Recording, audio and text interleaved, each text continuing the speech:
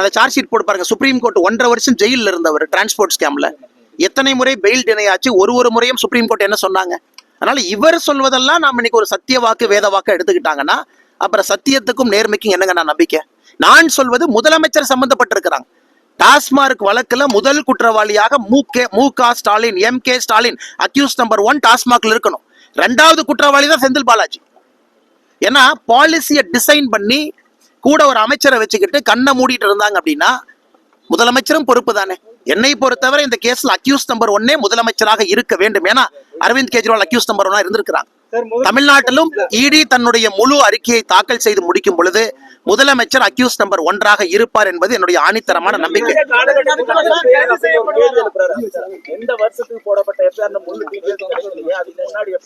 அண்ணா ஒரு நிமிஷங்கண்ணே, இன்னைக்கு பத்திரிகை நண்பர் நீங்கண்ணே எங்கூட நீங்க வாங்க, எந்த பக்கம் வேணாலும் ஒரு FL5 லைசன்ஸ் இருக்கக்கூடிய ஒரு பாரோ டாஸ்மார்க்கோ எங்க வேணாலும் வந்து பாருங்க.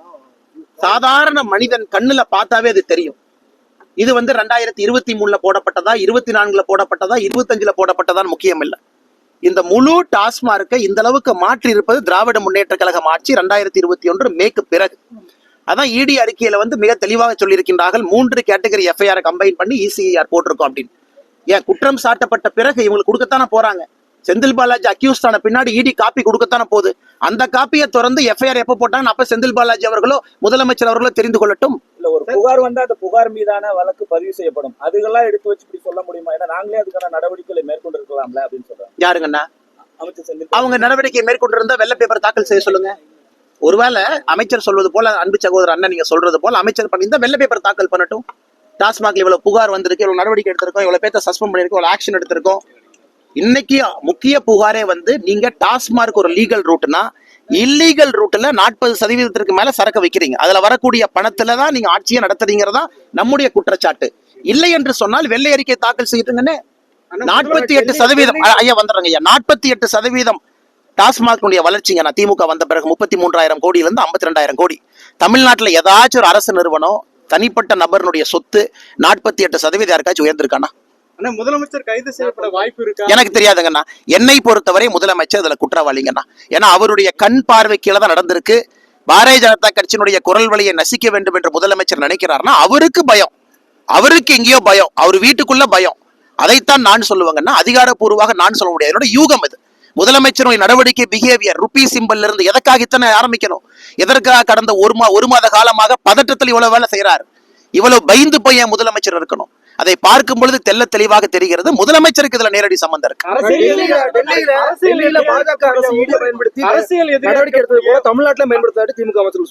ஆனா ஒரு நிமிஷம், ஈடிக்கு பார்லிமெண்ட் கொடுத்த பவர்ஸ் இருக்கு, சட்டத்தின்படி ஈடிக்கு பவர்ஸ் இருக்கு. இந்தியால எங்க வேணாலும் ஆபரேட் பண்ணலாம். they have law behind themselves. கணக்கு அவங்களுக்கு சட்டம் இருக்கு.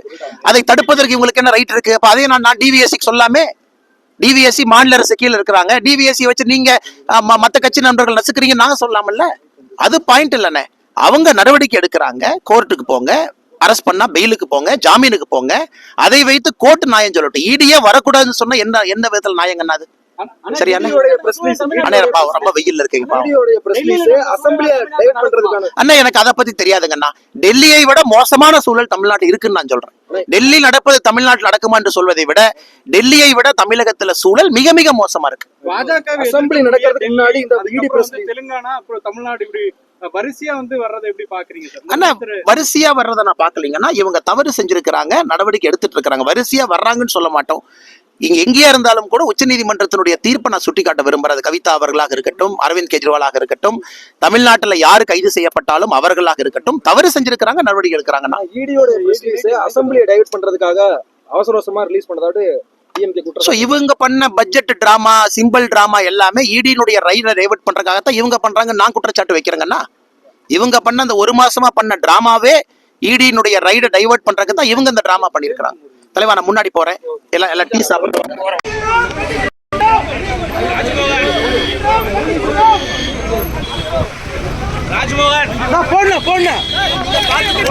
தமிழ்நாட்டில் ஜனநாயகம் எப்படி இருக்குன்னு பார்த்துட்டு ஒரு 1000 கோடி ரூபாய் ஏவல்துறையா பயன்படுத்துறாங்கன்னு பார்க்குறேன். ஆனா பாரதிய ஜனதா கட்சி என்ன காவல்துறைக்கு எப்பொழுதுமே மரியாதை கொடுக்கக்கூடிய ஒரு கட்சியா இருக்கும். அதான் இன்னைக்கு பிரச்சனையே. அதனால இதை மக்களும் பார்த்துக்கிட்டு இருக்காங்க. மக்களும் இதை உள்ளத்திலே சுமந்து கொண்டிருக்கின்றார்கள். இது போல ஜனநாயக தமிழ்நாட்டில் ஊழல் பேர்வழிகள்லாம் ஆட்சியில் இருக்கிறாங்க.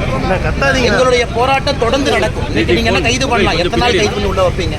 மக்களுக்காக பாரதிய ஜனதா கட்சியினுடைய போராட்டம் தொடர்ந்து நடக்கும். பாத்துக்கண்ணே, கேர்ஃபுல் காலில்